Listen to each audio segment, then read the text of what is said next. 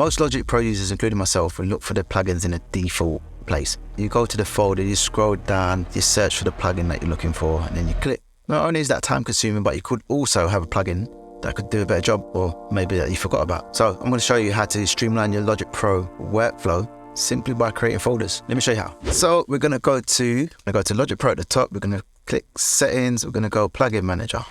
There you're going to see all the plugins that you've got on your system, manufacturers, and then you've got like your little category. Let's make this a little bit bigger so we can see. So what we're going to do is simply just create some folders. At the top here, where it says category, you're going to notice the little plus button. Click the plus button. We're just going to create a new folder for you. You can, have I got favorites already? Yeah, so we're going to call this favorites. And by doing this, you can just drop all your favorite plugins that you like to use. I'm going to go to Plugin Alliance, and then in that favorites folder, I want to put Fall and Vertigo, and then just for example's sake, we're going to drop the Max EQ, and then we're just going to drag that over to, if I can find it, our new folder, favorites.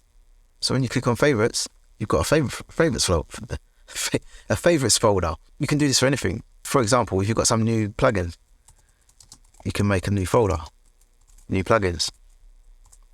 You can have a folder for your reverbs, all your favorite reverbs, put them all in one place. This is one of the best ways to speed up your workflow in Logic. Something that I use all the time. So that's all you need to do to just create new folders, EQs, compressors, reverbs, whatever it is that you use to make your beats, to mix. Trust me, it's going to make your life so much easier. By hitting the subscribe button and the like button, you're going to help my channel, and I appreciate you for doing that. I'll see you in the next video.